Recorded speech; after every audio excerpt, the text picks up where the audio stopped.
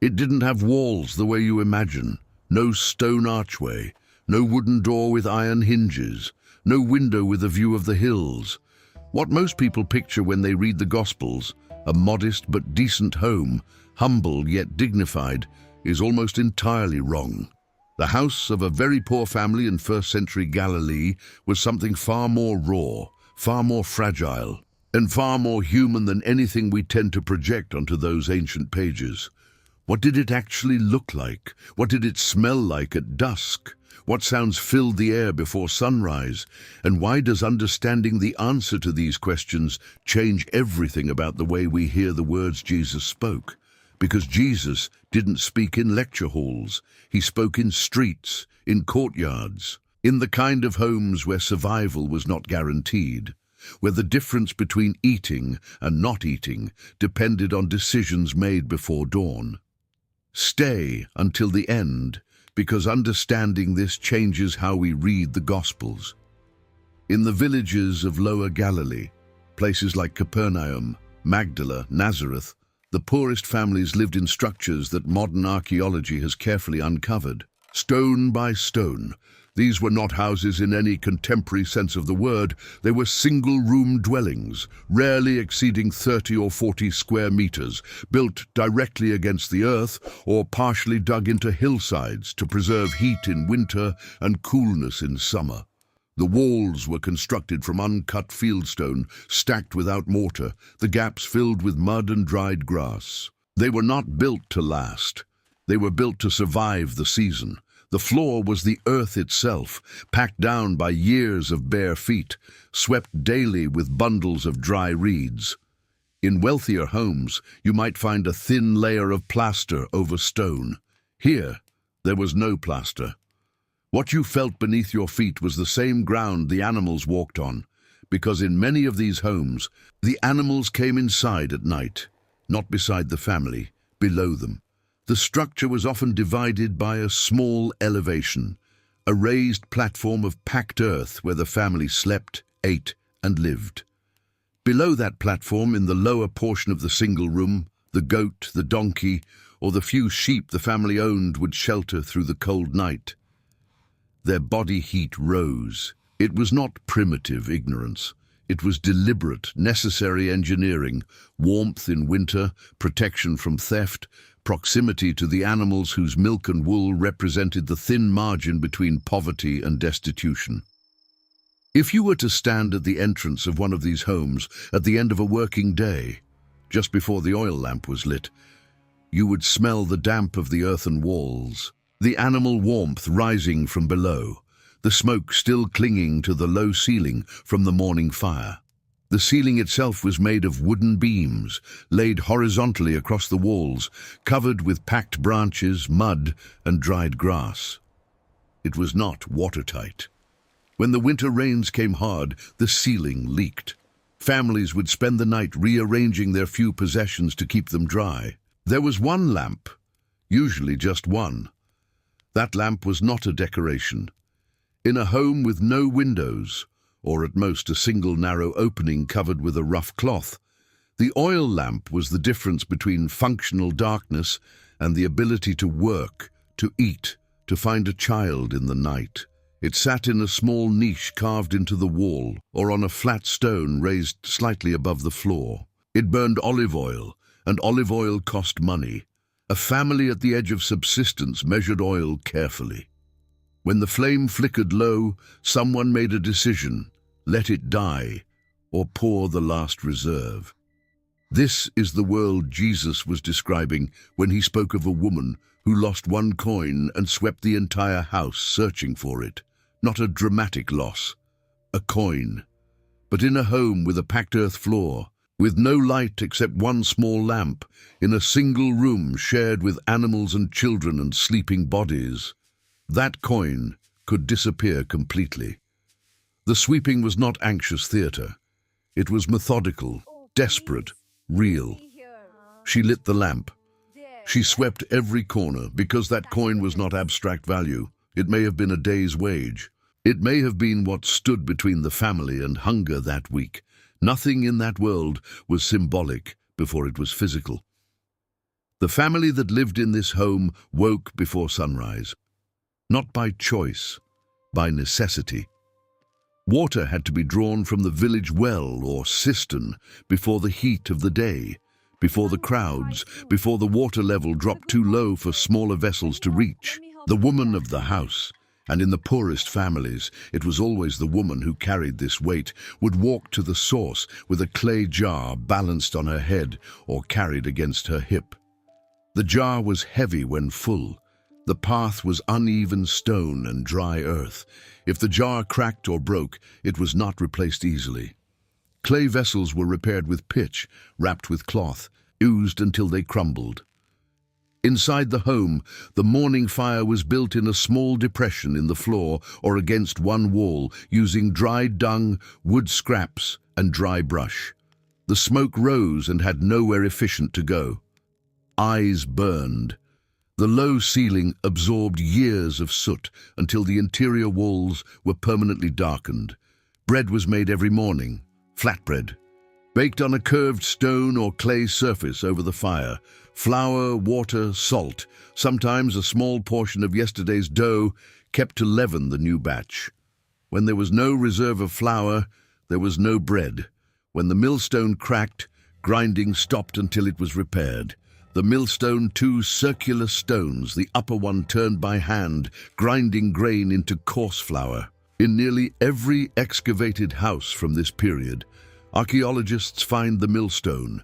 It was one of the most essential objects in the home, so essential that Mosaic law explicitly forbade a creditor from taking it as collateral on a debt, because to remove the millstone was to remove the family's ability to eat. It was protected by law because losing it was catastrophic.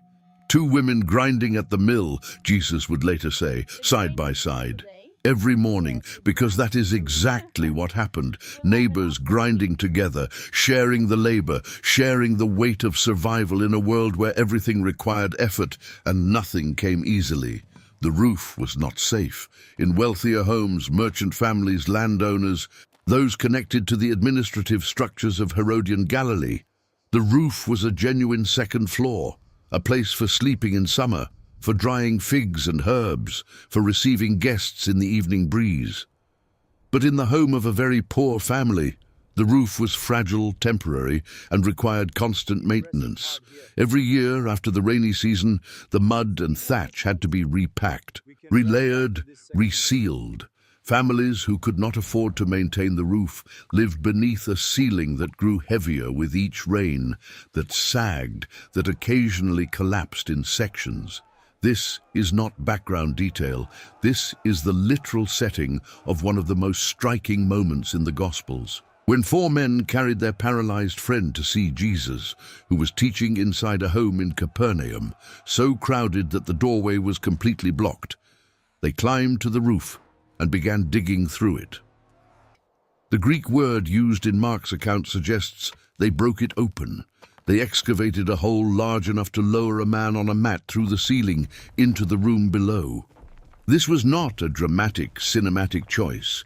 It was physically possible precisely because the roof was made of the same packed mud, branches, and dried grass that covered every poor home in Galilee.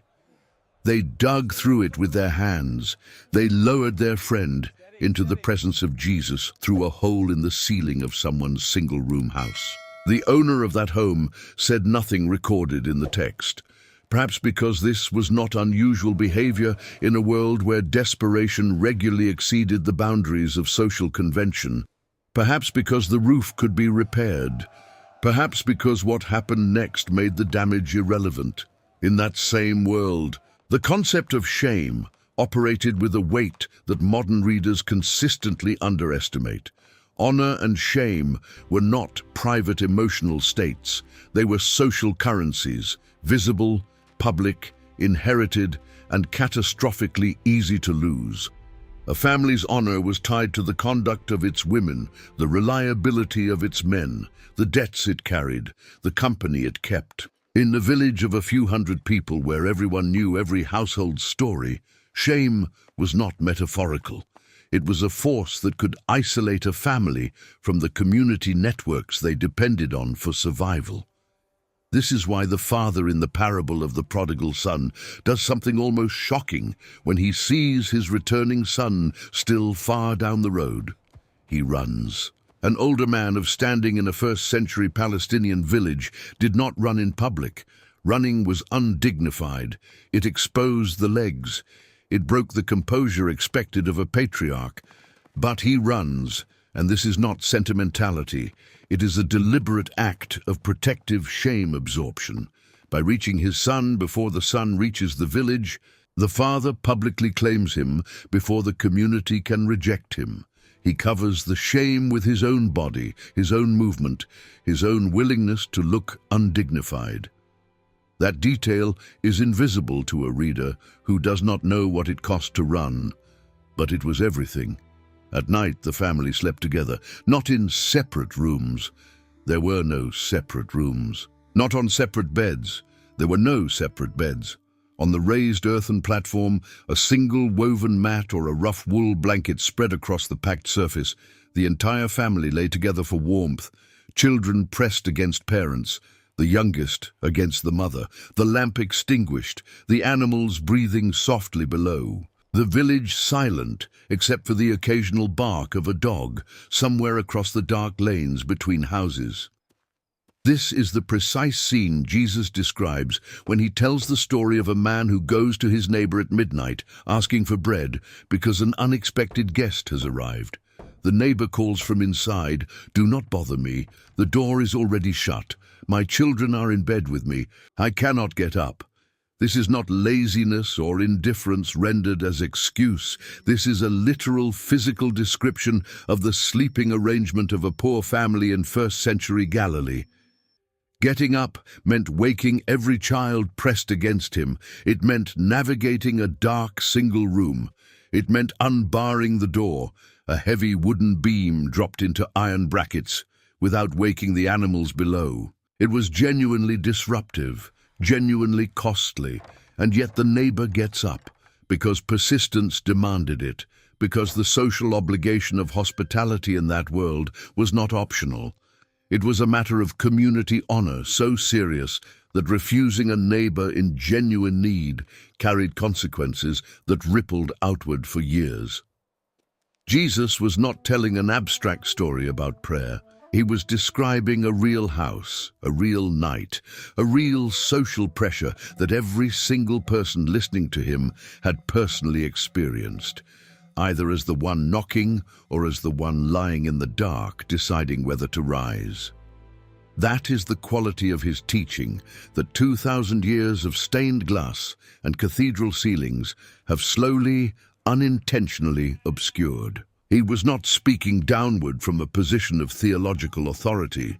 He was speaking from inside the lived experience of people who ground flour by hand every morning, who measured oil by the drop, who knew exactly what it felt like to have a cracked jar and a leaking roof and a debt that could not be paid before the harvest came in. The incarnation, the theological word for God becoming human, was not a general gesture toward humanity. It was specific.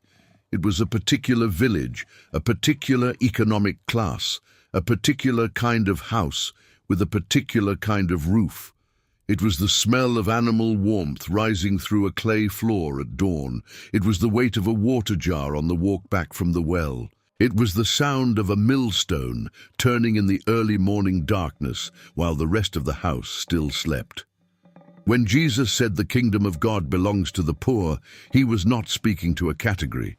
He was speaking to people he knew, people whose daily reality he had shared, whose vulnerability he had witnessed, whose resilience in the face of material fragility he understood from the inside. The house was small, the walls were thin, the roof leaked when it rained, and inside that kind of house in a village no one outside Galilee had ever heard of, the words that would reshape the world were first spoken and first heard, not in spite of that poverty, but from within it, woven through it, inseparable from it. That is what makes them still matter.